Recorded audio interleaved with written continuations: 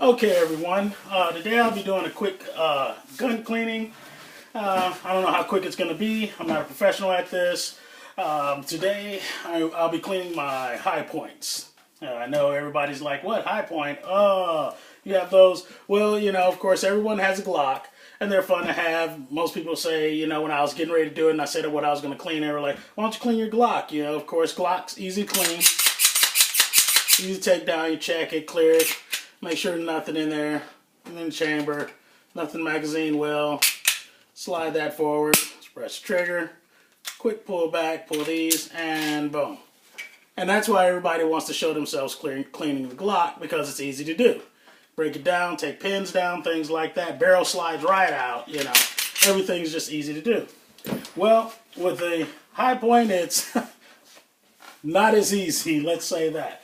Okay, we're going to go over a couple of things here. We have our Hoppe's 9 bore cleaner, and then a Hoppe's Elite gun oil.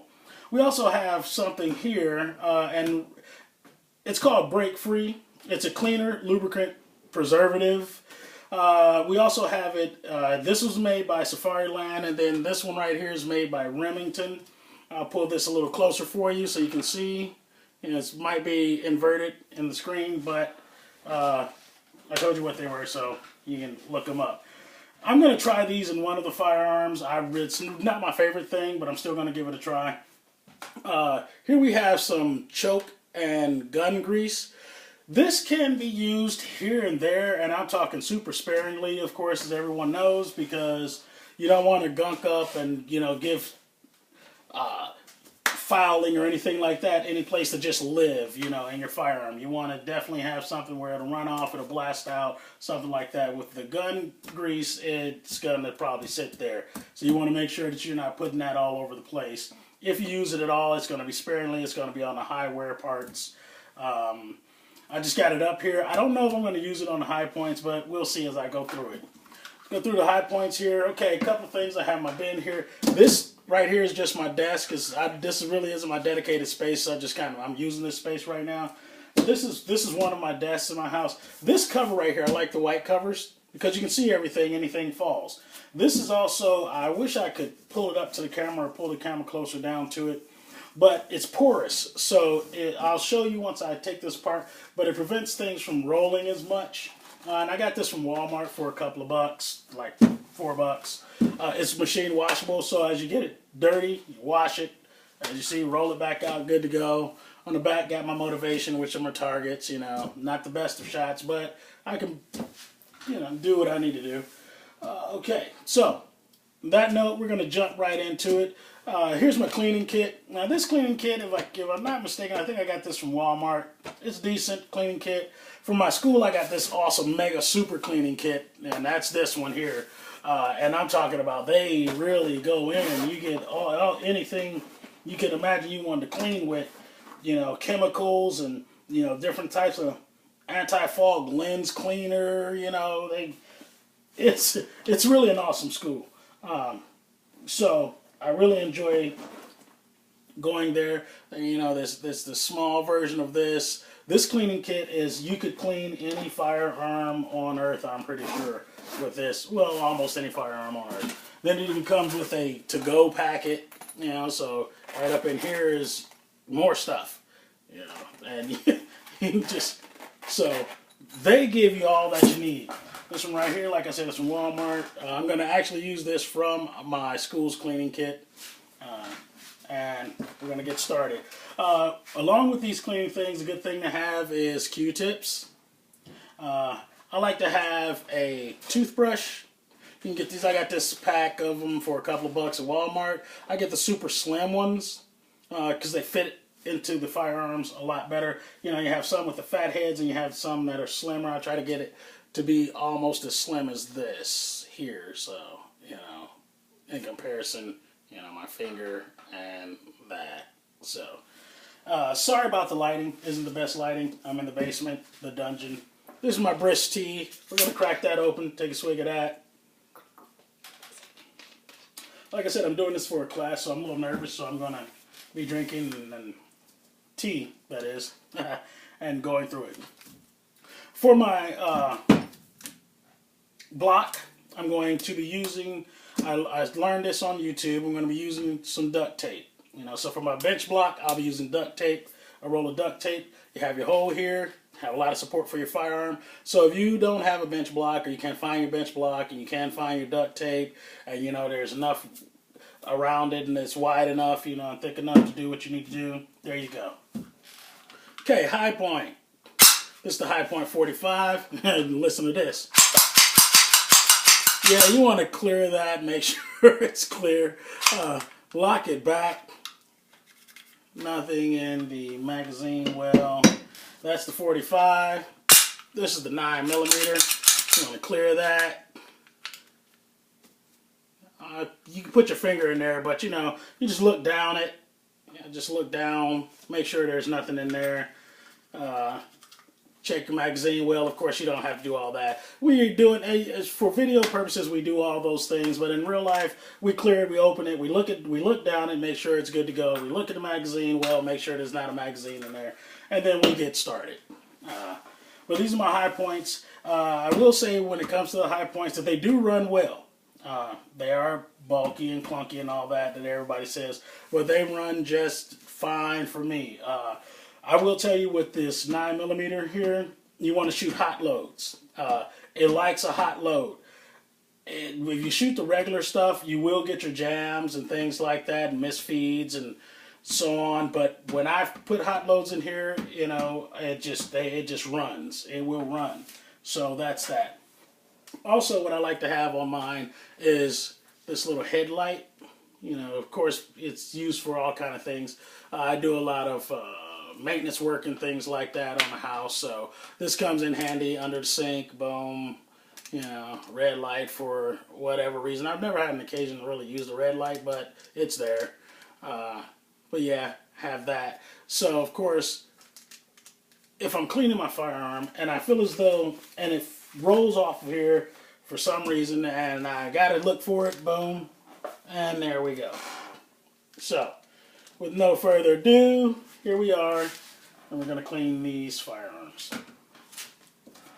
Okay, we're gonna start with the 45. I have this little bin here, 2 little bins for it.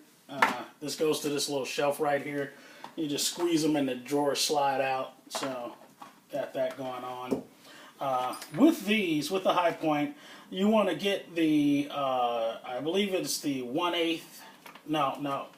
Yes, it's the 1/8. The 3/8 does work, but it's a little slim, so I just don't like to, you know, have a lot of slack in the hole when I'm punching something through. So I have my 3/8, you know, have my hammer here. And because, like I said, this works out really good, you have to slide this all the way back, and then there's a little pin right here, right by this black, where this red dot is. You can probably see it right now. See that little pin? Well, that's what you punch out in order to get the slide to move on a high point. So we're going to punch that out. And it's going to go right through. No problem, easy peasy. This is what I was saying about, see how small that is? See, now you take that, it even stops itself a little bit, and I flicked it there. So, you know, if it just drops down, it's not going to roll. It's porous. You got to have that. So I'm going to put this in the 45. Okay, so now what you want to do is take this, and once you get to a certain point, you're going to take that, pull it back, and you're going to lift it up and slide it forward. And the spring popped out on me. But slide it forward. It's supposed to go a lot smoother than that. I'm glad this bounced back right there. This is the pin that was holding, this pin was holding this into this in this hole right here. So that's the pin that you punched out. Okay, so we have this part, have that. I'm going to put all of these over here for right now. I'm going to put the slide over here for right now. And I'm going to pop this one open. This is 9mm. And what I like to do, reason why I have have these like this is because what I like to do is, you know, I may have a couple firearms that I'm working on at the same time. And so I'll have them in their bins. This way I don't have to, you know, keep going back and forth and keep messing with different tools. So we're going to go here. You'll feel it, and there it goes.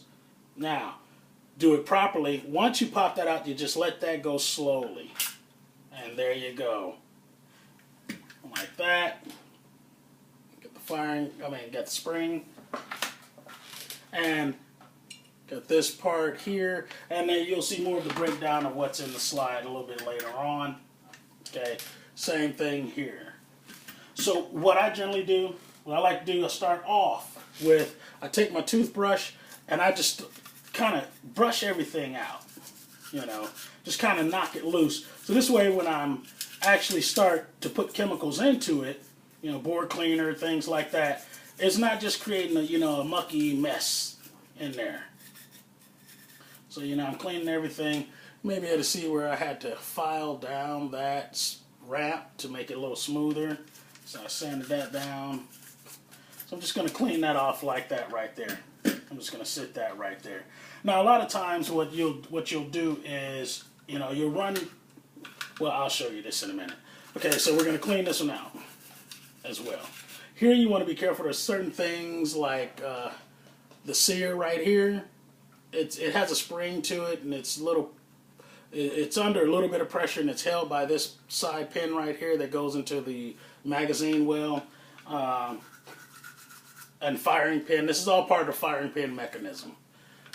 So you just want to clean this out. Like I said, this is so slim it can get down in there. See that? So you can get down, you can get into your magazine well actually with this brush and clean it out and knock any loose filing. You know, just get the filing moving so that it's not just turned into soup inside of your firearm.